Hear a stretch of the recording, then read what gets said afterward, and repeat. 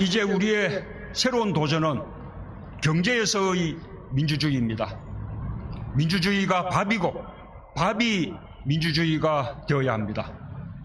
소득과 부의 극심한 불평등이 우리의 민주주의를 위협하고 있습니다. 네, 바비 민주주의 오늘 7회입니다. 안녕하세요. 오늘 함께 모이신 분 또 소개해드리겠습니다. 경제 민주화를 향하는 사회혁신 프로젝트 바비 민주주의에서 공정여행 사회적 기업 트러블러스 맵의 대표이신 변영성님.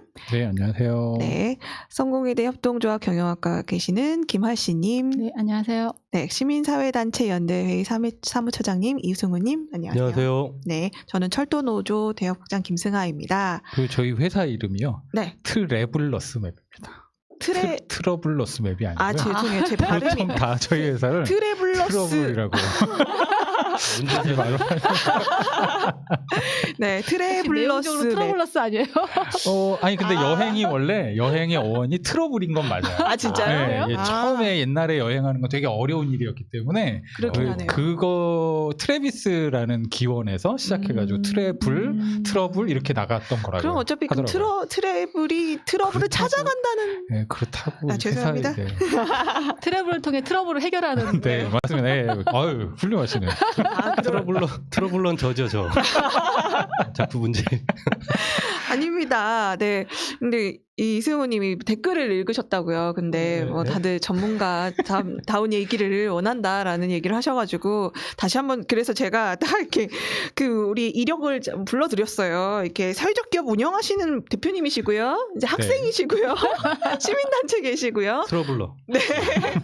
저는 그냥 노조에 있습니다. 그래서 저희가 이제 이야기하는 게 사회적 혁신, 뭐 경제 민주화를 향하고는 있지만 저희가 경제학을 전공한 전문가는 분명히 아니고요. 네. 하지만 그냥 일반인 저희들이 뭐 나름 4년제 대학 다 나오고 그냥 국민들이 받을 비슷한 수준의 그 평균적인 교육은 다 받았다고 생각하는데요. 뭔가 점점 더 구차해지지 아, 그런가요? 네. 너무 구차한가? 아무튼 그래도 우리가 일반 서민들 그냥 보통 사람들이 느끼는 그런 경제 정책에 대해서 좀 이야기하는구나, 그냥 같이 그냥 이야기하고 재밌게 떠든다라는 생각으로 그냥 가볍게 들어주셨으면 좋겠습니다. 너무 저희가 정말 이게 정답이 아닌 거거든요. 네, 그런 의미에서 다시 한번 이제 주제로 돌아오자면, 네, 저번 시간에 코로나19 이후에 각자 사회적으로 얼만큼 이 위기를 느끼고 계신지 그런 이야기를 나눠봤는데요. 이런 위기 상황, 뭐 문재인 대통령님 담화에 보면은 뭐 경제 전쟁 뭐 상태다, 뭐 이런 얘기, 전시 상태다, 이런 얘기까지 나오고 있습니다.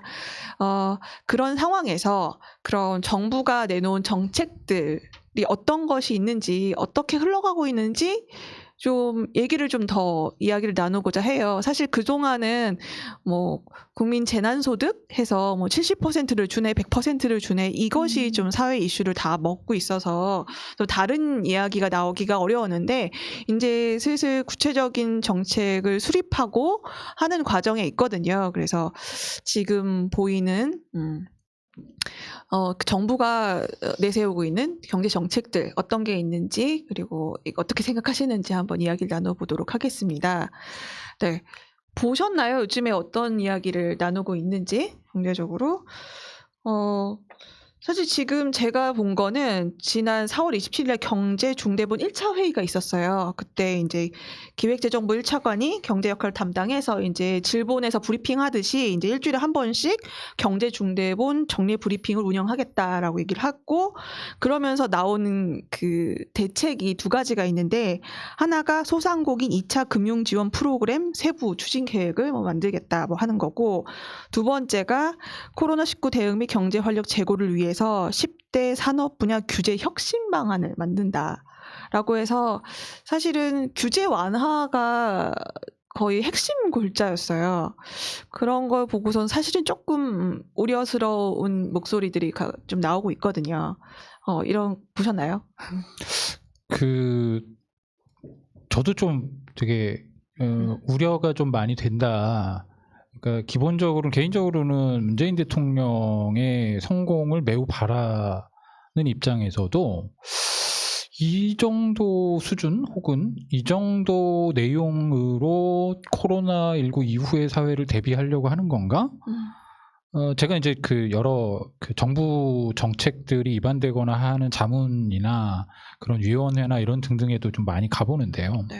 정부 정책은 공무원들한테 만들어내라고 하면은 굉장히 빼곡하게 잘 만드세요. 진짜 전문가들이세요. 저도 감탄하는데 진짜 굉장히 세련된 언어와 방식으로 그리고 해외의 최첨단 사례들을 다 반영하고 그 과정에 이제 전문가들 자문 다 얻고 해가지고 진짜 굉장히 잘 된 안을 만들어 갖고 와요. 근데 항상 아쉬운 게 뭐냐면 이거는 무언가를 열거하고 있어요. 쭉 이런 것도 하고 저런 것도 하고 하겠다.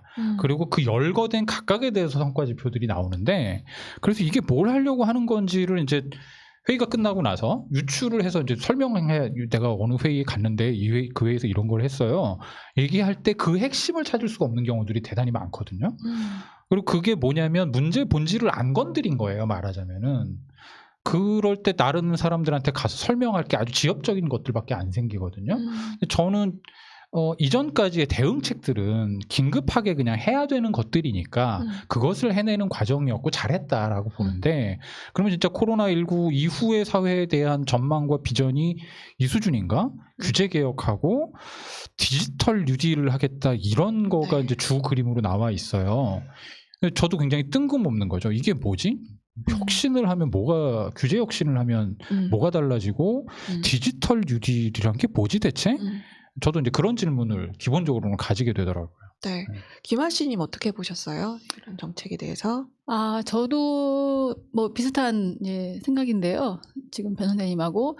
그러니까는 지난번에도 한번 말씀드렸던 것 같은데 그 IMF 시기에 어떠한 이제 정책들이 만들어졌고 그것이 지금 어떤 결과를 낳고 있는지에 대해서 이제 말씀드렸던 것 같은데 그때도 이제 그 우리나라의 위기 상황에서 우리가 이거를 빠져나가기 위해서 극복하기 위해서 어떻게 해야 될 것인가라고 하면서 사실은 가장 그 약자들의 희생을 권고했거든요.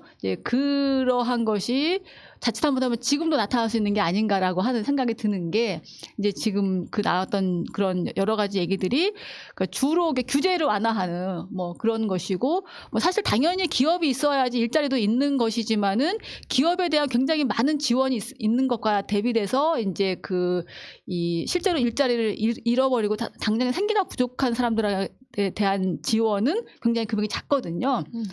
그런 거라든가 그리고 이제 사실 우리가 이번 이 K 방향이라고 소위 이렇게 일컬어지면서 국제적으로 이렇게 평가받고 있는 이러한 것도 전 국민의 건강보험이라든가 이러한 그나마 공공의료적인 성격이 있었기 때문에 가능했다라고 하는 것을 다 인정하고 함에도 불구하고 새롭게 논의되는 지금 여기서 이제 그날 나왔던 얘기 중에 나오는 것들이 뭐 그런 원격 의료라든가 뭐 의료 민영화 같은 것들이 이제 막 들어오려고 하는 이런 것들을 보면서 이것이 이제 물론 다른 정책들을 다 전체적으로 볼 때 이제 뭐 전체적으로 전반적으로 다 문제다 이런 건 아니지만은 어쨌든 위험한 요소들이 있다라는 생각이 많이 들었었어요. 네. 이소님은 저는 뭐 그런 생각이 듭니다. 뭐냐면 지금 이 제약의 사이즈를 잘못 측정하고 있는 거 아니냐라는 생각도 좀 들어요. 예를 들면 지금 미국 경제 성장률 뭐 마이너스 4%라고 하는데 하반기 되면 뭐 20-30% 정도까지 간다라는 얘기가 나오고 있습니다.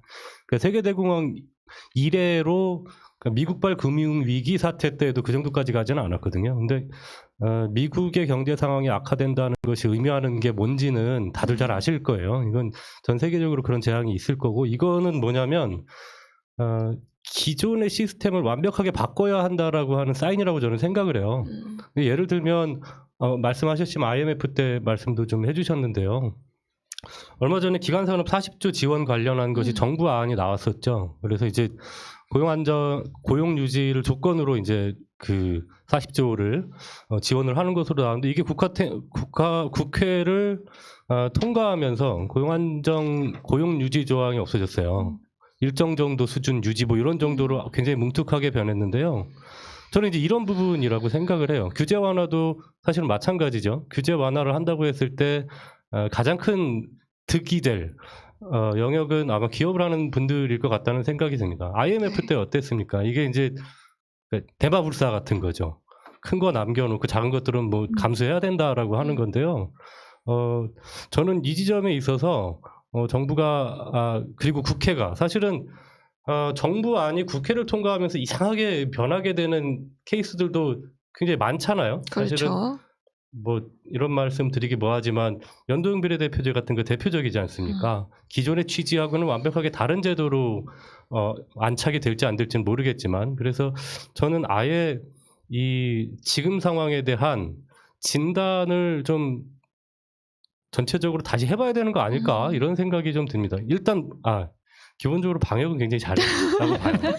네, 물론 보고 지금 아직까지는 굉장히 잘한 부분도 있고 사실 아직 그런 계획들이 발표됐지만 그게 확정된 거는 분명히 아니에요. 지금 여러 가지 의논을 하고 있고 내일 약간 7일 날 2차 회의가 또 있고요. 네.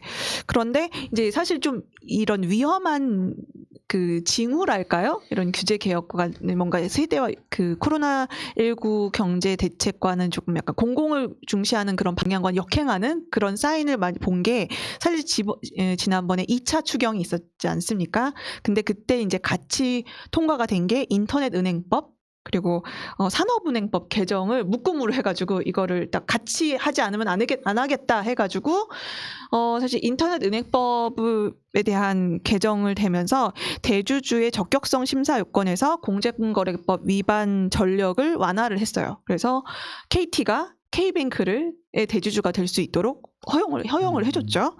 네, 그리고 산업은행법 개정안을 통해서는 이제 40조 원 규모의 기간 산업 안정 기금을 산업은행에다가 설치하기로 했습니다. 사실 그 2차 추경에서 그 뭐 70%에서 100%로 그 더 많이 지급하면서 3조 원이 더 필요한데 그 돈은 어떻게 할 거냐 막 난리를 쳤는데 그렇게 쉽게 산업은행에는 40조 원은 그냥 척하고 이렇게 잘 순식간에 처리가 된단 말이죠. 그런 걸 보고서는 이게 사실 좀 이런 위기 상황을 이용해서 본인들이 먹고 싶었던 거 그동안 하고 싶었던 거 정말 다 펼치는 거 아닌가 이런 생각이 들더라고요. 네. 네, 사실 이렇게 얘기한 거는 되게 좀 무책임한 거긴 했지만 왜 그 코로나19 처음 초기에 음모론들 되게 많았잖아요. 중국에서 이걸 의도적으로 그쵸, 뭐 해가지고 맞아. 뭐 퍼뜨렸다 뭐 이런 맞아요. 거. 그런 수준의 음모론은 아니지만 사실은 시민사회 저희 선배 그룹들이 가지고 있는 의심 중에 굉장히 강력한 중에 하나는 지금 이런 것들이 발표되기 전에 이 기회를 통해서 자본들은 이 대형 자본들은 본인이 원래 실현하려고 했으나 여러 이러저러한 이유로 되지 못했던 것들을 이 코로나19라는 위기 상황을 근거로 해서 관철시키려고 노력할 거다. 그리고 그게 굉장히 이 이후에 왜냐하면 위기라는 상황에서는 사람들이 뭔가에 좀 관대해지잖아요. 그렇죠. 그리고 그게 뭔지를 중요하게 뜯어보려고 하지 않고 일단 우리 살아야 돼 막 이러면 거기에 그냥 예전에는 더 이렇게 촉각을 곤두세웠을 어떤 것들을 아까 말씀하신 여러 조항들처럼 놓치고 있는 와중에 그런 것들을 통과시키려고 할 거다라는 얘기를 하시기도 하셨었어요. 실제로 그 과정들이 이제는 차근차근 진행되고 있는 게 아닌가 그렇죠. 이런 의심을 안 할 수가 없는 거죠 현재로서는. 네. 지금 뭐 문재인 대통령이 말씀하셨던 한국형 뉴딜 이 얘기가 나오자마자 그 다음날 시멘트 주가가 상한가를 쳤어요. SOC 대박 이제 뭔가 건설 경기 붐이 그렇죠. 있는구나. 네. 딱 그런데 그 다음날 다시 뭐 이게 디지털 IT 관련 산업인 거다. 그랬더니 다시 조정이 되고 IT 관련 산업이 갑자기 오르기 시작한 거예요. 정말 그 정부의 한마디 한마디 지금 너를 띄고 있는데 이 한국형 뉴딜 관련해서 그 기재부 내일 그 7일날 있는 회의에서 그 카테고리를 정한대요. 이제 뭐를 할 거냐. 뭐 과학기술부에서는 비대면 IT 산업 관련해서 뭐 TF를 만들었다. 뭐 그러고 있고 산업부에서는 글로벌 밸류 체인 변화 대응을 위한 소재 부품 장비 산업을 육성해야 된다. 뭐 그러고 있고 환경부에서는 뭐 그린 뉴딜이다. 이쪽으로 친환경 녹색 산업을 육성을 해야 된다. 뭐 이런 식으로 각자 부서에서 이번이 기회다. 뉴딜이니까 이제 큰 예산을 한 번에 이제 우리가 얻어갈 수 있는 기회다 해서 예산 쟁탈전이 지금 벌어졌다는 소식입니다. 그런 걸 보니까 뭔가 그런 음모론이 뭔가 음모론만은 아닐 수도 있지 않을까라는 생각이 들어요. 그러니까 이게 저는 그렇습니다. 뭐냐면 아까 전에 말씀하신 규제 완화라든가 그 IMF 때의 교훈을 좀 잘 새겨보고 멀리 봤으면 좋겠다 이런 생각이 듭니다. IMF 이후에 이제 비정규직 생겨났잖아요. 근데 이제 비정규직이 일을 할 연령대에 있는 사람들의 삶을 얼마나 비참하게 만들었는지 누구보다 잘 아실 거예요, 김승아 네. 께서.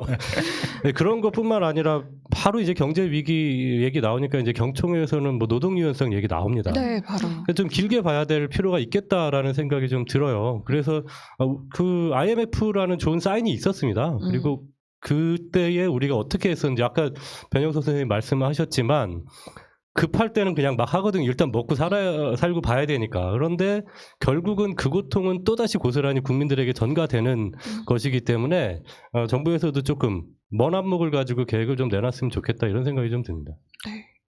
그 실제로 그런 사례들이 꽤 있어요. 그리고 이거는 그 뭐랄까 전 세계적인 국제적인 금융 환경 아니면 경제적인 것의 흐름 안에서 사실 계획이 다 있는 이분들이 존재하고요.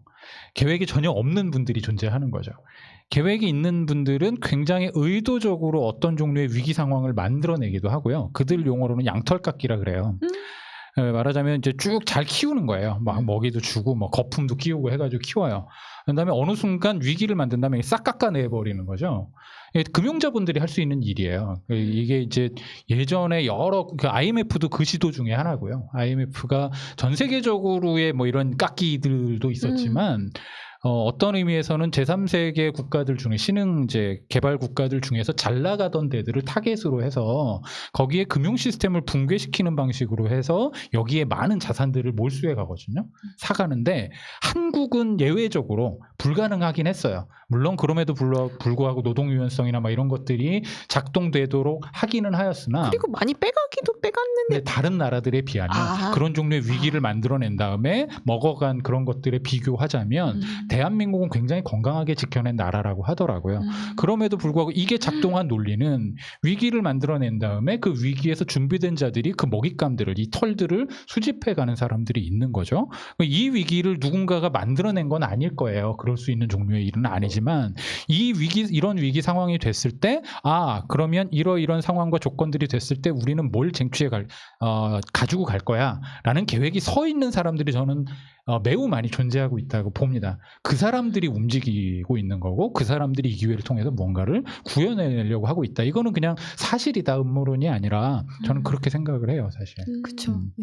다른 나라 같은 경우에 그 얘기 들어보면은 그 기업을 지원하면서 해고 금지 조항을 같이 넣는 거죠. 그러니까는 대출을 해줄 때 해고를 금지를 같이 시키고 그러니까 해고를 시키지 않는 거를 유지를 하면은 대출금을 상환을 면제해준다든가 이렇게 한다고 뭐 이런 것도 받고 다른 나라의 경우에 어떤 나라에 유럽도 당연하게 그렇게 해고 금지를 전제 조건으로 해서 기업을 지원한다고 하는데 우리나라는 이제 그런 게 없다 보니까 사실은 이번 기회에 기업들은 기업 지원금을 받고 일자리는 그대로 똑같이 잃어버리게 되는 이러한 것이 이제 되는 것이 아닌가. 그러니까 오히려 어쩌면 이번 기회에 이제 이러한 기회를 빌어서 그동안 하고 싶었던 정리해고를 하려고 하는 그런 데도 꽤 될 거라고 하는 생각이 들어요. 그렇죠. 그래서 그런 좀 안타까운 상황이 벌어지지 말아야 되는데 그러려면 이제 정부가 어쨌든 이제 그 방역을 할 때 전체적으로 관리하고 통제하여 뒀던 것처럼 마찬가지로 경제 정책에 대해서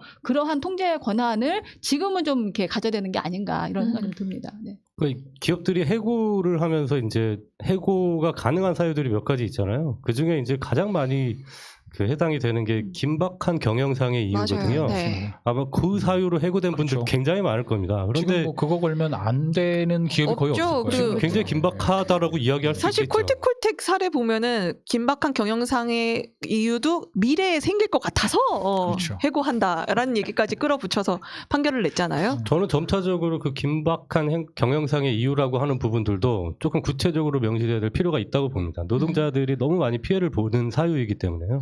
지금 같은 상황이면은 뭐 전부 다 해고할 수 있겠죠. 그렇죠. 지금 이미 그 관련해서 긴박한 경영상의 해고 그 조항을 바꾸자라는 움직임이 지금 벌써부터 보이고 있습니다. 많은 기업들이 이제 아직은 그걸 못 하고 있어요. 왜냐하면 이 위기 와중에 노동자를 해고하냐 이거 이제 한번 찍혀버리면 큰일이잖아요. 근데 이제 사람들이 조금 이제 느슨해져 가고 있죠. 생활 방역으로 전환도 되고 네. 이런 시간이 조금 더 지나고 나면 지금 사실상 무급휴직 상태에 있는 분들이 되게 많으세요. 엄청 많죠. 이분들은 해고의 1순위 대상이 될 가능성이 대단히 높다. 그런 이유 때문에 무급휴직을 줬던 거다라고 생각합니다. 왜냐하면 회사 유보금이 1,000조가 넘는 나라에서 무급휴직으로 물론 뭐 기업마다 상황들은 다르겠지만 무급휴직으로 어떤 사람들을 전환했다는 건 넌 나가려면 나가. 우리는 책임 못 져라는 메시지잖아요. 그 노동자 입장에서 이래도 생각해보면. 버틸 수 네, 그렇죠. 있겠니? 이게 뭐 회사 나름 최선을 다해서 이 정도니까 그래도 좀 같이 버텨주세요가 아니라 무급휴직, 우리 회사 힘들어, 못 버텨. 그러니까 일단 무급휴직, 절반 무급휴직. 이 사람들에게 보낸 메시지는 저는 굉장히 강력한 해고에 대한 메시지라고 생각해요. 근데 지금은 못했죠, 지금까지는. 근데 조만간 그런 일들이 대단히 많은 곳에서 많이 일어날 거다, 이런 생각이 좀 들어요, 저는. 그 안에서도 그 절반 무급휴직에서 그 절반은 도대체 그렇죠. 무슨 기준으로 나눌까 막 그런 또 노동자들끼리 싸우기 먼저죠. 만드는. 비정규직이 먼저고. 예, 예. 외국인 노동자. 네, 뭐 전에 이렇게 IMF 때 순서대로. 하는 것처럼 뭐 부부가 다니면 와이프 먼저 뭐 그쵸. 해고되고 예, 막 예. 이런 게 또 다시 일어날 것 같아서 좀 두렵긴 하네요, 진짜. 지금 예. 그 경총련, 정경련 이런 데서 요구하고 있는 법안이 노동개혁을 요구를 하고 있어요. 네. 그래서 이제 그 직무 수행 능력이 현저히 부족한 저성과자에 대한 해고, 그 다음에 긴박한 경영상 필요뿐만 아니라 인력 감축 등 경영 합리화 조치가 필요한 경우 이럴 때 다 해고가 가능하도록 하는 법안을 지금 맨날 요구하던 이 거잖아요. 코로나19 네. 경제위기 극복을 위해서 그렇지. 갑자기 이 목표 명목만 바뀌었어. 그쵸, 명령만 바뀌고 예, 예. 이렇게 요구를 하고 있는 거예요. 예. 그러니까 이게 이제 기회는 찬스다인데요. 그러니까 이제 저는 이제 이참에 그러면 너무 좀 과격한 얘기일 수는 있겠지만 기업들이 가지고 있는 사내유보금들 있잖아요. 파악이 좀 필요하다고 생각을 합니다. 예를 들면 아까 전에 제가 말씀드렸지만 국회에서 그 40조 기간산업 지원을 하는 이 돈은 사실 좀 그것도 황당하죠. 그 얼마 안 되는 돈 가지고 국론이 막 좌지우지 됐었던 건데 그것의 몇 배가 해당되는 40조 원이 사실 정부 안에는 그 고용 유지를 전제로 한 거였어요. 근데 이제 국회에서 통과를 하면서 이제 이게 바뀌어버린 건데 이렇게 되면은 이거는 상대적으로 기업이 나름의 그러니까 자의적으로 판단하고 돈을 쓸 수 있는 여지들이 굉장히 넓어졌다라고 하는 거거든요. 그럼 이들한테 요구할 사회적 책임은 무엇이냐? 이 부분에 대해서 좀 명확히 할 필요는 좀 있다라고 생각을 합니다. 예를 들면 우리가 그렇잖아요. 저같이 뭐 이렇게 사회운동을 하는 사람들도 뭐 매칭 펀드 뭐 이런 것도 있습니다. 그래서 니네 얼마 하면 우리 얼마 붙여서 뭐 이렇게 가는 거죠. 네. 그러니까 지금 유야무야 알게 모르게 있는 그 기업들의 사내유보금에 대해서 아마 현황 파악은 제대로 돼 있을까 잘 모르겠는데요. 돼 있겠죠? 네, 그 현황 파악 정도는 돼 있을 텐데 그러면은 기업 곳간도 열어서 기업의 사회적 기능을 이번 기회에 어떻게 하게 할 수 있을지 이런 고민도 좀 같이 가야 되는 거 아닌가? 이런 고민도 좀 아니, 진짜 듭니다. 말이 안 돼요. 고용유지 지원금 우리 회사 지금 뭐 17명, 18명밖에 없는데 네. 그 조직한테도 고용유지 지원금을 주는 조건이 적어도 이제 한 달은 해고하지 말아라가 있어요. 이 기간은 물론이고 이 지원금이 끝나고 나서도 한 달 동안은 누구도 해고해서는 안 된다라는 조건이 있단 말이에요. 요거 주면서도 그런데 아니, 수십조 원을 기업들한테 쏟아부으면서 그 정도도 못 받아내나요? 그러면 안 주면 되지 돈을. 이게 좀 황당한 일인 거죠, 사실은. 네. 아니 오늘 이 정보 정책에 관해서 이제 조사를 하면서 굉장히 안 좋은 사인을 제가 발견을 했습니다. 조선일보에서 문재인 대통령 편을 들고 있는 거예요. 규제 완화에 대해서 문재인 그렇죠. 대통령은 하려고 하는데 일부 민주당의 강경파들이 막고 있다. 그럴 거예요. 네. 그런 식으로 문재인 되게 잘하고 있다. 막 이런 식으로 조선일보가 칭찬을 하고 있다는 건 뭔가 정말 잘못됐다는 저 사인 동아일보에서도 아닌가요? 봤어요 칼럼에 규제 완화해야 된다. 이 문재인 뭐 뉴딜 하겠다는데 규제 완화, 규제 혁신 해야 된다. 그러니까. 그거 붙여가지고 이렇게 해놨더라고요. 작동하고 있는 거죠. 아까 말씀드렸던 뭔가 이상해. 진짜 네. 심히 잘못됐다라는. 그 얼마 전에 이천에서 지금 그 냉동 창고 네, 네. 예, 그 만들다가 사고 났잖아요. 38명이 돌아가셨는데 안타깝게. 근데 사실 그게 12년 전에 제가 딱 듣다 보니까 너무 똑같은 거예요. 옛날 그 뉴스하고 네, 맞습니다.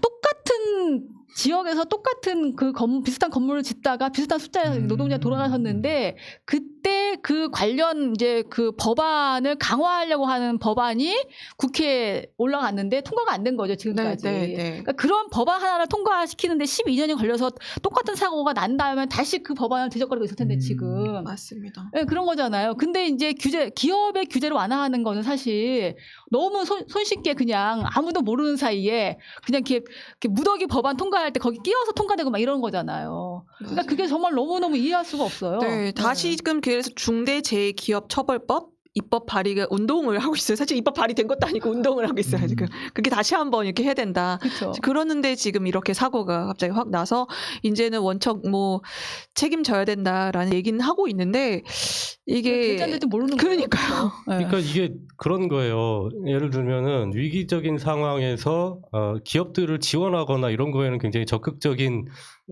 그러니까 경제를 지탱하고 있는 거라 이거죠. 근데 중대재해기업처벌법이라든가 징벌적 손해배상이라든가, 징벌적 손해배상은 지금 제가 알기로는 국내에서 그런 법안들을 좀 만들어야 된다라고 논의된 지만 20년 넘었을 겁니다, 아마. 그런데 그 과정에서 기업의 이제 그런 악행들로 인해서 피해를 입은 사람들이 얼마나 많습니까? 사실 그렇죠. 가습기 살균제 같은 경우에는 뭐 그 유추되는 사망자가 4,000명이 넘어가고 있는 거예요. 네.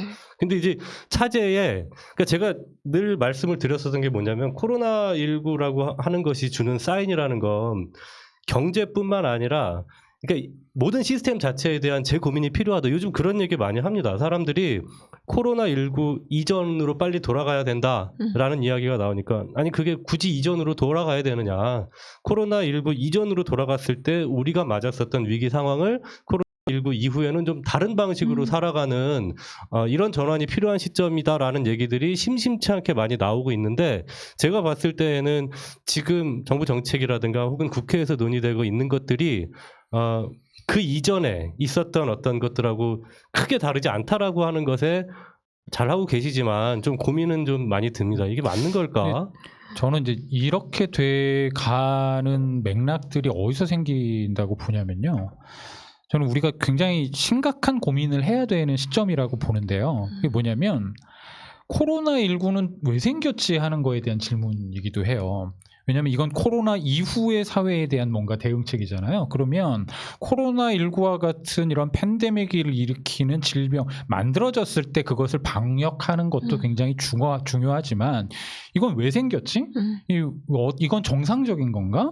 이것이 생기지 않게 할 수 있는 방법은 뭐지라는 질문을 하나는 해야 되고 그 질문에 대한 답을 내기 위한 일들을 해야 되는 게 한 가지고요. 그다음에 이것이 던져준 우리 사회의 교훈들을 어떻게 받아서 해결해 가려고 하느냐. 그 방향성이 뭐냐라는 걸 서로 국민적인 어떤 합의나 공감대를 가지고서 자 이렇게 가야 되니까 예산을 이렇게도 쓰고 저렇게도 쓰고 합시다 라는 방향이 설정돼야 되는데 이것에 대한 논의는 제가 보기에 거의 없어요. 물론 이게 재난 상황이니까 코로나는 대체 왜 생긴 거야?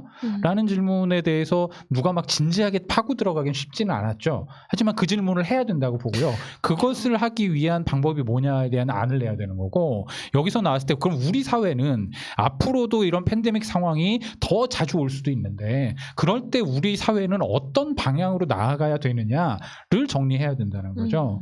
이 부분을 안 하고서 어쨌든 뭔가 해야 돼라는 맥락 안에는 그러니까 온갖 사람들의 욕망이 다 투사돼서 그들이 원래 하려고 했던 근데 그중에서 힘센 자들의 것이 우선적으로 처리되는 일만 반복될 수밖에 없다 이렇게 생각을 합니다. 저는 코로나19가 왜 생겼냐부터 좀 저도 같이 얘기를 좀 하면 좋겠는데 저는 기본적으로는 이건 환경적 재앙의 한 종류라고 봐요.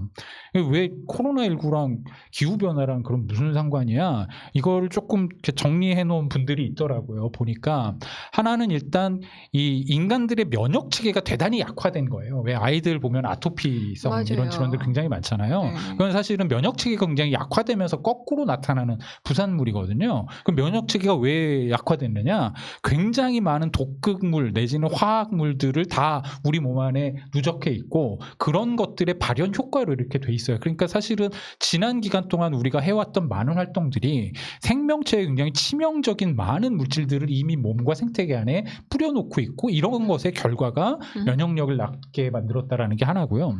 두 번째는 이게 이기적 유전자라는 책에도 보면 이렇게 설명을 하는데요. 바이러스들도요. 보통 지들이 살던 데에 살아요. 그러니까 이게 유전자라는 것들이 생존할 수 있는 공간이 있으면 거기서 삽니다. 근데 여기서 생존을 못하게 되면 그것이 어디로 옮겨오냐면 생존 가능한 다른 곳들로 나와요. 근데 이런 종류의 바이러스들이 대개는 뭐 박쥐, 뭐 낙타 뭐 이런 거 있잖아요. 다 동물들에게 있던 어떤 종류의 질병들이 사람들에게 온 거예요. 왜? 없어졌으니까요. 동물들이 서식할 수 있는 생태계 자체가 사라지고 있는 거예요. 그러니까 이 바이러스들이 가장 중요한 타겟으로 잡고 있는 게 어디냐면 사람들이거든요. 저는 이제 그런 맥락에서 이해해야 된다고 보고 바이러스들이 왜 인간들을 이렇게 덮치나 혹은 왜 동물에게 있던 바이러스가 이렇게 치명적이 됐나 그들의 그 유전자의 자기준화적 논리에 따라 벌어졌는데 그럼 그 일은 왜 벌어졌나? 인간 활동의 결과물들인 거거든요. 그리고 계속해서 기후변화는 이걸 가속화시킬 거란 말이죠. 이대로 두면 그냥 우리는 지금은 뭐 한 5년마다 뭔가 온다면 앞으로는 매년 이런 종류의 새로운 바이러스들이 또 등장하고 이렇게 될 거라 그런 상황까지도 갈 거란 말이죠. 그럼 그걸 어떻게 해야 되느냐? 여기 답을 내야 되는 게 아니냐 저는 생각합니다. 영원히 자가격리하면서 그러니까 못 만나면서 살아야 되나요? 그러니까 이 이후를 대비해서 우리 삶을 꾸리자는 건 너무 비관적으로 들리는 거예요. 네. 앞으로는 대면 접촉도 하지 말고 방 안에 갇혀서 살아. 이게 무슨 인간의 희망인가요, 이게? 그래서 네. 약간 좀 정부 정책이라는 게 원격 진료, 뭐 원격 수업 그러니까요. 이게 답이 분명히 아닌데 그것을 못했기 때문에 우리가 이런 상황을 맞은 게 네네. 분명히 아닌데 왜 이런 얘기만 나올까라는 안타까움이 좀 듭니다. 네. 그러니까 되게 조금 근시안적으로 보는 것 같다는 생각이 들어요. 지금 변영석 선생님 말씀하셨듯이 뭐 이것도 일종의 가설일 수는 있겠습니다만 그러니까 이제 인간의 몸이 이 생명체들 특히나 바이러스한테는 블루오션이 된 거예요. 그러니까 자기들이 다 갈 수 있는 그렇죠. 이렇게 많은 개체수가 있고. 예. 네. 그래서 저는 그 고민, 그러니까 뭐 물론 이제 지금 당장 닥친 위기들 이거 해결을 해야 되는데요. 궁극적으로는 아까 말씀하셨지만 이게 주기가 굉장히 짧아질 수도 있고 저는 그래서 뭐 원격 진료 혹은 뭐 IT 디지털 산업 이게 근본적으로 무슨 생각을 하고 있나 싶은 생각은 들어요. 뭐 물론 깊은 고뇌 속에서 나온 뭐 정책들이겠지만 전 별로 그럴 거라고 보지 않습니다. 원격 의료는 너무 하고 싶어서 지금 벌써 그 10년 이상을 그러니까요. 사실 갖다가 하고 그게 싶어서 하는데 박근혜 정권 때 막 그쵸. 하려고 했다가 예, 좌초된 그런 건데 거잖아요. 예. 뭐 4차 산업혁명 뭐 이러면서 몇 년 전부터 계속 보수고 진보고 다 했던 얘기들이잖아요. 그러니까 네. 제가 깊은 고민 속에 나왔다는 말씀을 드리는 겁니다. 아, 이게 그런 이제 맥락에서. 네, 그러니까 예를 들면 그런 거예요. 이 지금 이게 뭐냐면 제가 우연한 기회에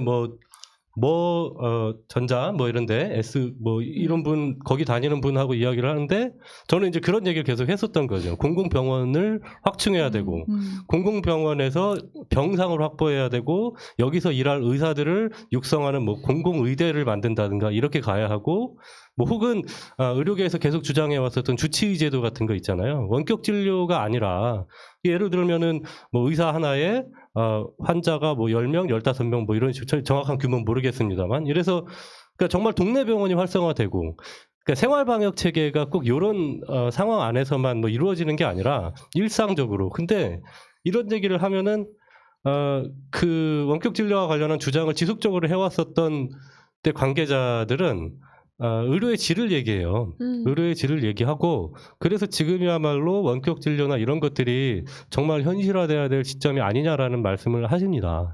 그래서 저는 이제 이런 부분들이 공공이라고 하는 것이 가지고 있는 가치에 대해서 더 고민해 볼 수 있는 기회를 제공한다라고 생각을 해요. 결국 지금 우리 혼자만으로 막아낼 수 있는 것도 아니고 우리나라가 잘 막는다고 해서 해결될 수 있는 문제도 아니고요.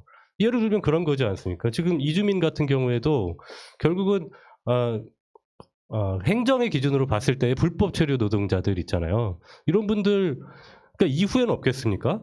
그런데 우리가 그런 상황에 놓인다라고 했을 때 아마 그것보다 더 힘든 나라에 있는 사람들이 그렇게 들어올 수도 있는 문제예요. 그런다고 했을 때 우리 사회의 안전망은 어떤 방식으로 작동할 수 있는지 그러니까 이런 상황들까지 좀 염두에 두고 고민을 좀 해야 될 필요는 있겠다 이런 생각은 좀 듭니다.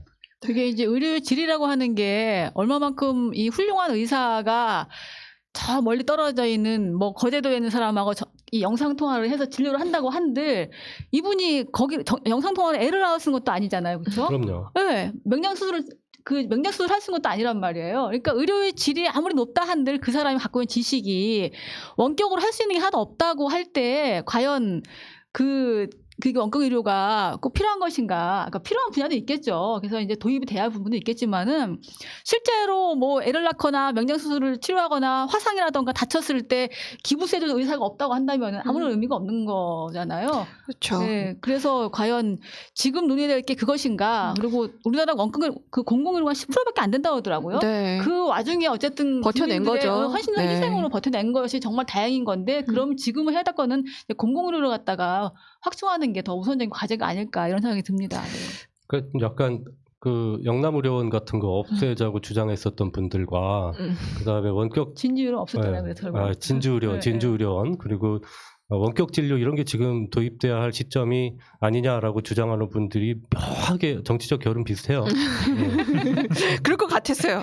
네. 왠지. 예. 뭐 의도가 있다라고 저는 말하지 않겠습니다만, 네. 네. 아니 진짜 이번 코로나 이 환자들도 마찬가지로 이분들이 원격 진료가 안 돼서 뭐 덜 아프고 막 그런 거 아니잖아요. 바로 사실은 병원에 입원을 해서 뭐 음압병실 뭐 이런 데에서 이제 네. 진료를 받아야 되는 이런 상황인데 그런 병실이 늘어나고 인프라가 더 확충되고 그리고 누구든지 정말 그 돈이 없어서 진료를 받지 못하는 이런 현상이 없도록 공공성을 늘려나가야 되는 게 사실은 더 먼저인데 이런 얘기가 안 나와요. 왜? 그러니까요. 이게 생겼을 때 한국이 왜 그러면 건강하게 다른 나라보다는 버틸 수 있었지? 의 원인들에 대해서도 사실은 잘 정리해서 파야 되고요. 그렇기 때문에 이거는 더 발전시켜야 되고 이 부분은 바꿔야 돼가 나와야 되잖아요.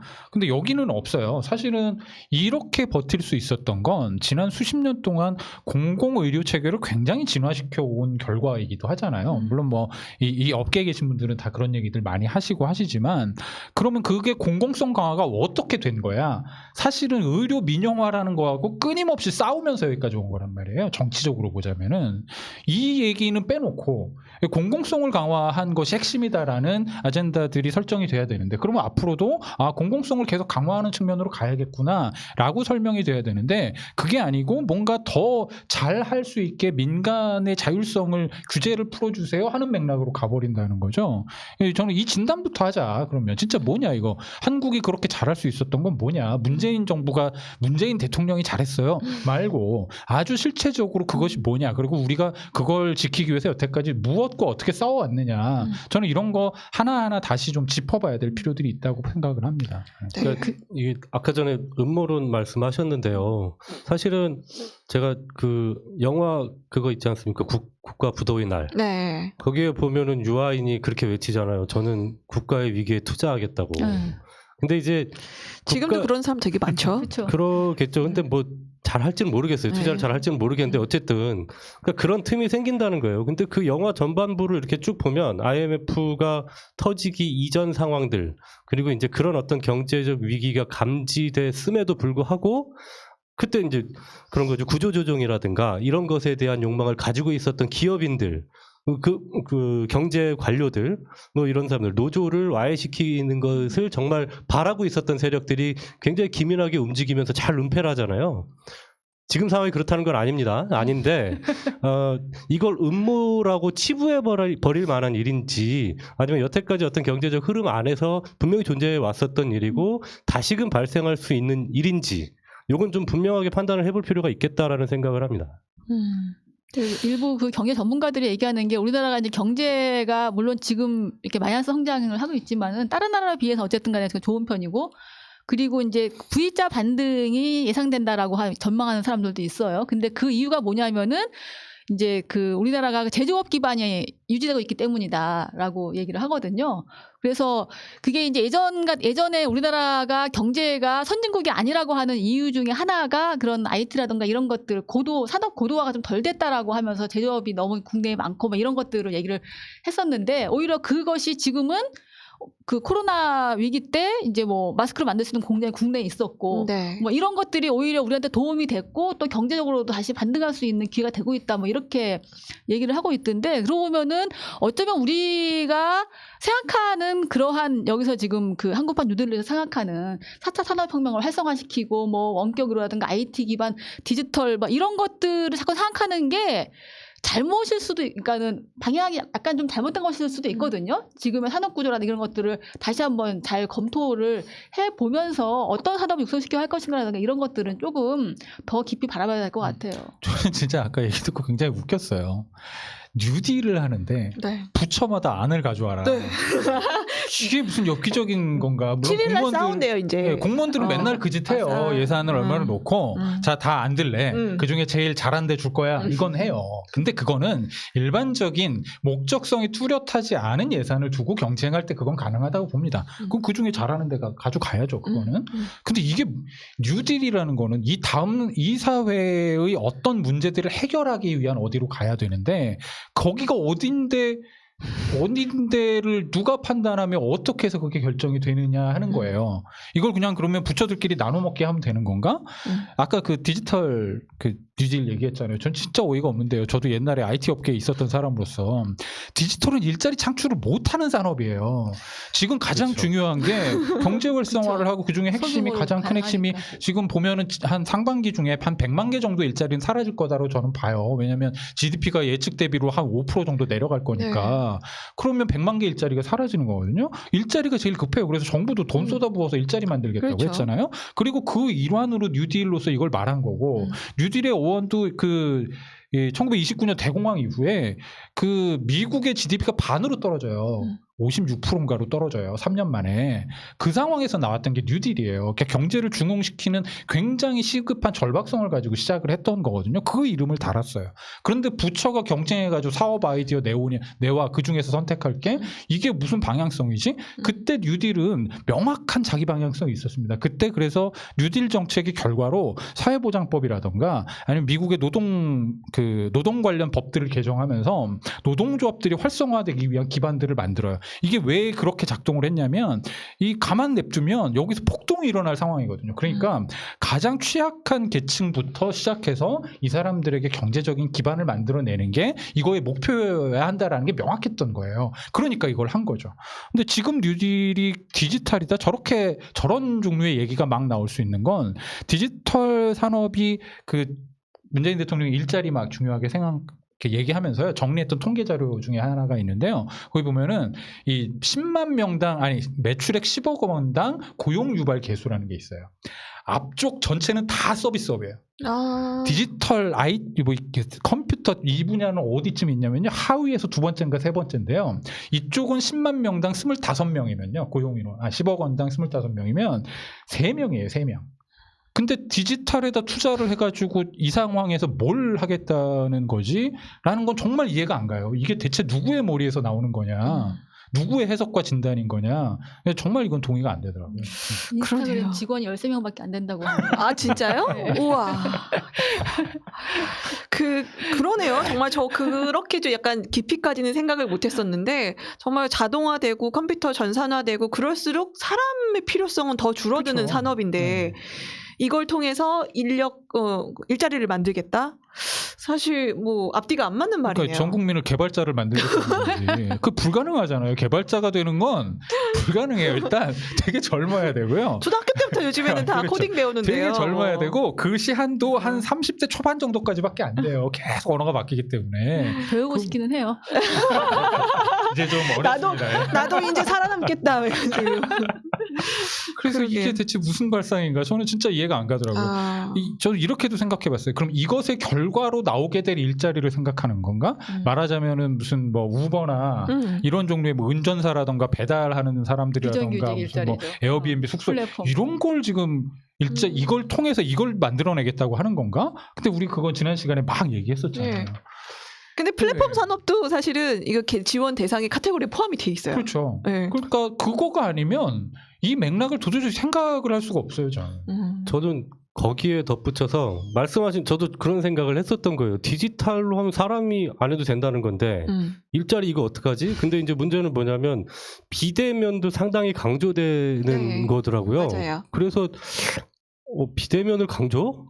어떻게 하겠다는 거죠? 예를 들면은 전염병의 종류가 그냥 이렇게 접촉해 있어서 걸리는 거면 비대면이 필요하겠지만 종류와 내용이 조금만 바뀌면 또 대응 못 한다는 거예요. 그렇죠. 그러니까 결국은 그 어떤 종류의 전염병이든 대응할 수 있는 공공의료 시스템이라든가 혹은 그걸 연구할 수 있는 충분한 인력이라든가 기술력들을 어떻게 갖출 것이냐에 고민이 집중돼야 이게 조금 더 근본적인 대응일 것 같은데 지금 당장 고강도 사회적 거리 두기 하니까 비대면 일자리 만든다. 그다음에 비대면 하려니까 IT, 디지털 이쪽 뭐 강화하겠다. 근데 이거는 너무 좀 글쎄요, 좀 근시안적인 발상 아닌가 이런 생각이 좀 듭니다. 네. 기후이길 바라지만 어쨌든 지금 현재 저희가 바라보는 이런 우려를 안 할 수가 없네요. 네. 근데 우선은 지금 현재는 7일 날 이제 2차 비상경제중앙대책본부에서 회의가 내일 있으면 이제 내일 뭐 과기부가 이길 것인가, 산업부가 이길 것인가, 환경부가 주도권을 잡을 것인가 이제 내일 결과가 발표가 된다고 합니다. 네. 이거 한번 되면은 이제 이번 그러니까요. 3차 추경도 반영이 되고요. 내년에 이제 본예산까지도 이제 다 이제 철학이 되는 없는 거죠. 관료들이 철학을 논해야 되는 자리에 있는 거라고 저는 생각해요. 코로나19 이후를 맞이하는 그 철학에 대한 논의를 저는 해야 되는 단계라고 보는데 그걸 사업으로 만드신 분들이 사업을 가지고서 뭔가를 평가하거나 판단하시는 거죠. 네. 그 네. 철학에 들어간 게 하나 있긴 있는 것 같아요. 뭐요? 전국민 고용보험제도가 네, 네. 논의되는 아니 게 완전히 있는데 없는 건 아니에요. 아, 예, 예. 아, 네. 그렇죠. 그렇죠. 그래서 고용부는 또 그런 아이디어들 네, 뭐 사회 안전망이 너무 부실하다라고 해서 지금 나온 아이디어가 전국민 고용보험인데 네, 네. 뭐 당내에서도 막 난색을 표하고 뭐 이게 되는 거냐, 뭐 개념도 모르겠다, 뭐 이런 얘기도 나오고 막 있어요. 이 어떻게 뭐 자영업자 400만 자영업자를 어떻게 가입시킬 것이냐, 뭐 이런 얘기도 나오고 대책 없이 그냥 막 던지는 거 아니냐 이런 얘기도 나오고 있는데 어떻게 보세요? 저는 일단 그런 어떤 사회 안전망과 관련한 논의들이 나오는 것 자체는 굉장히 긍정적인 상황으로 가고 있는 거 아니냐라는 생각은 좀 듭니다. 예를 들면 우리 기본소득 관련해서 이렇게 국민들이 관심이 많았던 분야는 아니거든요. 근데 이제 특별히 좀 더 생각도 해보게 되고 뭐 그렇습니다. 물론 뭐 기본소득과는 좀 거리가 있는 그런 지원금들이 좀 나오긴 했지만 저는 고용보험도 마찬가지라고 생각을 해요. 사실은 굉장히 가볍게 생각했었던 부분이긴 하거든요. 큰 기업들이나 혹은 중소기업들 중에서도 이제 뭐 일정 정도 요걸 유지하고 그럴 수 있는 데만 했었던 건데 이런 고민들이 나오는 건 저는 좋다고 생각을 합니다. 다만 여태까지 저도 이제 시민운동을 하면서도 부처들을 만나기도 하고 이런 정책 하십시오, 저런 정책 해야 됩니다라고 끊임없이 이야기를 했을 때 늘 마지막에 핑계는 기재부였거든요. 오죽하면은 청와대 위에 기재부라는 말이 네. 있지 않습니까? 맞아요. 그런데 진짜예요, 아까 그거. 네. 그런 것 같아요. 그러니까요. 그러는 것 같아요, 진짜. 근데 아까 전에 이 철학이 있어야 된다고 말씀을 하셨는데 거기 철학을 기대할 수 있는 그러니까 때는 아니에요. 그러니까 예를 들면은 그런 거예요. 공무원 영혼이 없다라고 흔히 얘기를 하는데 그것이 그 함의하고 있는 의미들이 있잖아요. 근데 실제로 그래야 된다라고 생각을 하고 움직이고 있는 것 같다는 생각이 드는 거예요. 근데 이번에는 뭐 국민 재난소득 때문에 난리를 쳤었잖아요. 못 내준다고. 그러니까요. 기재부에서. 근데 그 전에 사실 4대강에서는 찍소리 안 하고 다 줘놓고서는 왜 갑자기 영혼이 생겼을까요? 그러니까 이제 뭐 저는 그런 거예요. 네, 조금 이렇게 모자이크 처리한 것 같이 말을 하려고 하니까 되게 어려운 부분이 있는데 개인의 신상과 관련되기도 하고. 그러니까 제가 공무원 진짜 영혼 없네라고 생각했었던 건 모 정권 시절에 기재부 모 차관을 만나고 나서였어요. 뭐 전혀 모르겠네요. 근데 이제 이번에 출마도 하시고 뭐 떨어지고 좀 그러긴 했어요. 그 정도까지. 네, 근데 기재부를 계속 이런 식으로 방치하는 제가 봤을 때는 제가 성공을 바람하지 않는 문재인 정부도 아마 기재부 때문에 많은 어려움을 겪고 있을 거라고 생각을 하는데요. 아까 전에 말씀하신 그 지금 상황을 극복하기 위한 철학을 가지고 있어야 된다라고 하시는 말씀을 듣고 생각이 나서 기재부 또한 뭔가 개혁이 필요한 거 아니냐.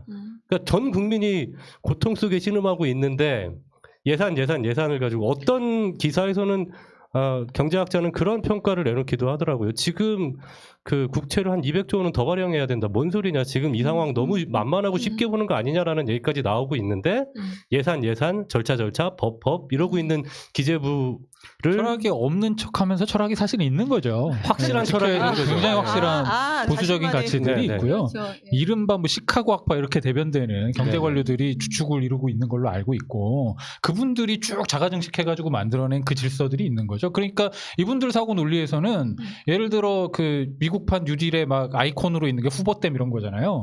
대규모 토목 사업 하는 거 이건 하는 거예요. 그렇죠. 돈 쏟아 붓고 맞아요. 막 이번에 분명히 그러니까 한국형 뉴딜에도 4대강은 해도 되는 거예요. 네. 그렇죠. 저거는 뭐 돈 쏟아 뭐 대통령까지 하자는데 그럼 하면 그치. 되는 거지. 그래서 근데 그거는 그렇죠. 그 철학 안에 하나는 철학이지만 이해관계잖아요, 사실은 다. 그렇죠. 그래서 저는 예전까지는 이제 적폐와의 싸움이었다면 저는 이제 문재인 정부가 그 다음 단계에서 해야 될 거 이런 검찰 권력도 마찬가지지만 기득권, 이 한국 사회를 지탱하고 있는 굉장히 다종다양한 기득권과의 싸움을 전면적으로 하지 않으면 이 하반기 국정에서의 다음 단계 가기에도 되게 많은 동력을 못 가질 거다. 지금 뭘 하나 할 때마다 기재부가 대통령이 말을 하는데 맞아요. 기재부가 안 됩니다 이러고 버티면 대통령도 쩔쩔매요. 그렇죠. 이게 무슨 황당한 상황이에요. 네. 저는 이해가 잘 안 가요.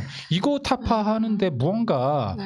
힘을 실거나 하는 노력들을 저는 이제 본격적으로 시작해야 될 때다. 막 그런 생각이 들어요. 그러니까 저는 지금 검찰 개혁만큼 급한 게 기재부 개혁이라고 생각을 해요. 네. 기재부 권한을 좀 나눌 필요도 있다라는 생각이 좀 들어요. 네. 그리고 기재부 출신이면은 나중에 뭐 이렇게 좋은 한 데도 다 자리 가시죠. 다 차지하신다면서요. 네, 맞습니다. 하셔야죠. 네. 그 정도는. 네. 모피아라는 말들이 있었잖아요. 네. 지금도 보면은 이제 관료 마치고 나면은 다 어디 공기업에 뭐 네. 못해도 감사, 뭐 어디 네. 대표이사, 뭐 안 되면 이사, 뭐 하여튼 네. 별의별 거 다 해가지고 가죠. 네, 그래서 네. 내 갈 자리를 위해서 이미 그렇죠. 일하고 계시는 것 네, 같아. 네. 이미 소속은 그렇죠. 다른 데시지 않을까 막 이런 생각도 듭니다. 네, 내일 그러니까 7일, 8일 정책 토론회가 있습니다. 문재인 정부 출범 3주년을 맞춰서 대통령 직속 정책기획위원회에서 경제인문사회연구회가 공동으로 해서 정책 토론회가 있는데 주제가 포스트 코로나 시대의 위기와 기회래요. 그래서 이제 같이 이제 토론회에서 발제도 하시고 이제 정부 관리자들이 이제 앞으로 어떻게 할까 진짜 아이디어를 모으는 자리인데 좀 다른 얘기가 들렸으면 좋겠네요, 진짜. 네. 오늘 굉장히 많은 우려 같은 이야기들을 해주셨는데 마지막으로 간단하게 정리를 좀 해주신다면. 저는 이제 여기 접근하는 방법이, 그러니까 저도 이제 여전히 고민하는 중이고, 그리고 뭐 제가 고민한 결과가 무슨 뭐 대단한 대통령도 아니고 뭣도 아니지만, 저는 이렇게 두 가지로 크게 나뉘는데, 하나는 아까 말씀드렸던 코로나라는 것을 앞으로 인류가 다시 반복하지 않기 위한 굉장히 적극적 노력을 해야 된다. 그리고 그것은 환경을 중심으로 하는 어젠다일 가능성이 대단히 높을 수밖에 없다라고 봅니다. 그래서 코로나 이후는 지구에 대한 고민, 환경에 대한 고민, 거기에 인류에 대한 고민과 생태계에 대한 고민이 같이 나와야 되고 그 고민은 이미 많이 해왔고 진척되어 있는 것이기도 해요. 그래서 이것을 글로벌 아젠다의 한 축을 이 팬데믹을 극복하기 위한 인류 차원의 어떤 새로운 접근, 시도 이렇게 가져가는 방식으로 해야 되고 한국도 그중에서 저는 뭐 그린 뉴딜 얘기 나오는 건 되게 반갑기도 한데요. 녹색당이나 정의당도 계속 얘기했던 거기도 하고 그린 뉴딜과 같은 거 여태까지는 계속 기득권 때문에 못 해왔던 측면들이 있는데 이런 거 굉장히 과감하게 명분을 가지고 추진해야 된다라고 보고요. 한쪽에서는 이런 상황이 벌어졌을 때 이 사회가 어떻게 유지되어야 하는가, 앞으로 당분간은 유지될 텐데 그동안 인간을 어떻게 삶을 꾸려야 되는가에 대한 답들을 준비해야 되는데 저는 이제 여기 참여하고 있는 목적 중에 하나가 사회적 경제 이런 거거든요. 제가 이 얘기를 드리는 게 뭐냐면 이거를 몇 가지 방식으로, 하나는 굉장히 포용적 경제 내지는 이걸 저희 이름으로는 내발적 순환 경제라고 얘기합니다. 어떤 의미에서 좀 내수 시장하고 좀 가까운 개념이기도 하고요. 국내에서 내국인들끼리 어떤 의미에서 서로가 경제적 생태계를 구성해낼 수 있는 힘을 가지는 거. 내가 누구 걸 사주면 그 사람이 다시 누구 걸 사고 하는 것들이 돌아갈 수 있도록 만들어내는 새로운 경제 체계. 저는 이게 사회적 경제라고 네. 보고요. 이걸 만들어내는 게 하나다. 그리고 여기 안에서 이 경제 체계가 여태까지 국가가 지켜내지 못했던 여러 빈 구석들을 채울 수 있는 경제 주체들로 확산될 수 있도록 키워가는 거. 그러면 정부가 보조금을 주는 방식이 아니라 이분들이 자기 일자리를 통해서 이걸 어느 정도는 안전망을 가지는 시스템이 될 거다라는 측면에서 이 사회적 경제가 오히려 더 강하게 얘기돼야 된다고 보고요. 그 두 번째는 저는 시민사회 역시 이것의 결과로 굉장히 강조돼야 되는 어떤 포인트라고 봐요. 왜냐하면 국가가 할 수 있는 역할이 있지만 국가는 비상 시기에 등장하나 일상적인 시기에 국가가 항상 일상생활 모든 걸 간섭하거나 개입할 수 없거든요. 이미 관리해야 될 영역이 시민사회로 넓혀졌단 말이죠. 그러면 시민사회를 굉장히 강건하게 만들어줘야 되고요. 이건 꼭 시민사회 단체만을 얘기하는 건 아니지만 시민사회 단체들이 활발하게 활성화할 수 있도록 하는 거를 시민사회로 넓히는 거, 이게 안전망을 만들어내는 중요한 한 가지 틀일 거다라고 봅니다. 그래서 이런 것들을 앞으로 어떻게 해내느냐가 국가가 대비해야 되는 비상시 대처도 있지만 민간의 여러 자원들을 동원해서 해낼 수 있는 중요한 포인트일 거다. 그래서 이런 방향들로 좀 잡고 가면 좋겠다. 고 저는 제 입장에서는 생각을 합니다. 네. 네, 이 정부 정책에 대해서 또 다른 어쨌든 이런 방향으로 가겠다라고 말씀을 해주셨네요. 김할씨님은요? 네. 저는 좀 더 구체적인 거 하나를 더 짚으면은요. 네. 일단 그러니까 이런 위기 상황에서 뭐 계속 얘기해왔던 거지만 우리가 그러니까 누가 가장 위험한가, 누가 가장 어려운 상황에 처하는가 이런 생각이 들고요. 그래서 아까 잠깐 얘기 나왔던 그런 그러니까 그 여러 가지 정책들 중에서 어쨌든 가장 많은 사람들 혜택이 돌아가는 것에 집중을 해야 된다. 근데 그동안에 우리나라 경제 정책은 기업에 쏟아부으면은 기업에서 그걸로 일자리를 만들 것이다라고 생각했는데 그게 아니라고 하는 거는 계속 확인이 되고 있음에도 불구하고 그 논리를 벗어나지 못하고 있다는 생각이 들어요. 예. 그래서 그런 거 좀 지양할 필요가 있지 않겠는가라는 것과 더불어서 그 전국민 고용보험 같은 경우 우리나라 2,700만 노동자라고 하는데 일하는 사람들이 그중에서 지금 고용보험 가입 자가 1,350만밖에 안 된다고 그래요.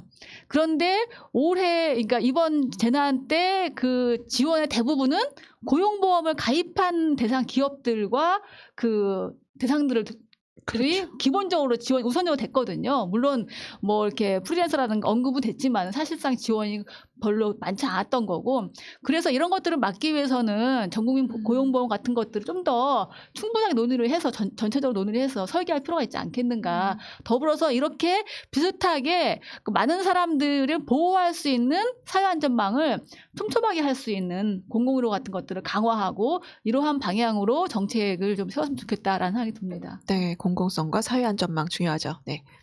예, 저는 요즘 포스트 코로나라고 하는 게 유행어처럼 번지고 있는 것 같아요. 근데 정부 정책과 관련해서는 포스트 코로나는 아니죠. 이건 분명하게 포스트 코로나는 아니라고 저는 생각을 합니다. 지금 당장 직면한 문제들에 대한 대책들을 내놓는 것이고 일부는 뭐 맞는 것도 있지만 방금 이 방송을 통해서 쭉 말씀하셨듯이 잘못된 방향이 아닐까라고 하는 의심이 들 만한 정책들도 굉장히 많습니다.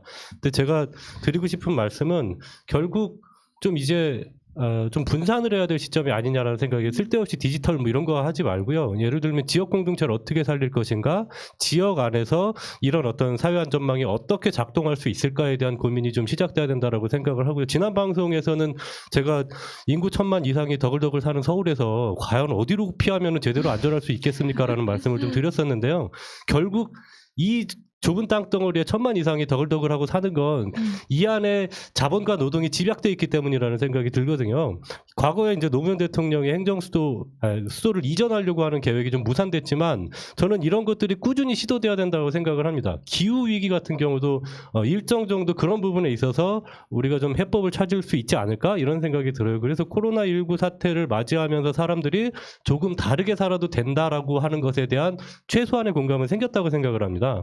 그래서 이것이 조금 다른 방향으로 다양한 상상력들을 좀 만들어낼 수 있었으면 좋겠고요. 그래서 저는 전국이 조금 균형적으로 사실은 우리가 지방자치제도도 90년대까지만 해도 없었어요. 90년대 초반까지만 해도 없었잖아요. 근데 지금 지방의회라든가 지방 안에서의 어떤 자체적인 행정이나 입법이 얼마나 잘 되고 있습니까? 저는 마찬가지로 좀 중앙이 좀 많이 분산되고 전 국토가 골고루 좀 성장할 수 있는 지역 공동체가 좀 강화됐으면 좋겠다 이런 생각이 좀 들고 이게 아마 사회적 방역 체계의 기본이지 않을까라는 생각이 듭니다. 네. 정부 정책이 가고 있는 방향에 대해서 새로운 어쨌든 길 제안을 해주셨는데요. 어쨌든 이제까지 지금 얘기 통해서 많은 우려들을 말씀해 주셨잖아요. 정부가 지금 내놓고 있는 정책들이 특히나 규제 완화로 대표된 정책들이 얼마나 위험한지 사실 교황청 계시는 프랑치스코 교황님의 하신 말씀으로 오늘 마무리를 하려고 합니다. 이 규제는 풀고 세금은 줄이고 복지와 안전을 비롯한 국가의 공적 책임을 사유화시키고 노동은 유연화시키는 이런 규제 없는 자본주의 경제를 새로운 독재라고 표현을 하셨습니다. 그러니까 그래서 전 세계 지도자들이 가난과 경제적 불평등을 없애기 위해 노력해야 된다라고 강조를 하셨는데요.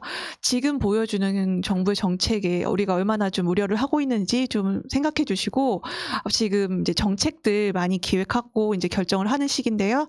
많은 다양한 목소리 들어서 올바른 방향으로 함께 나갔으면 좋겠습니다. 네, 오늘 바비민주주의 이야기 나누셔서 함께 해주셔서 너무 감사드립니다. 수고하셨습니다. 수고하셨습니다. 수고하셨습니다. 현재로 저들을 물리치자.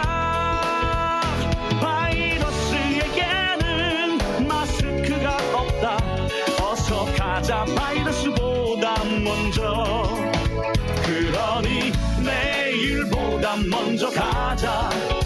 우리들의 희망을 형제이게 하자. 설령 그것이 내일이라 해도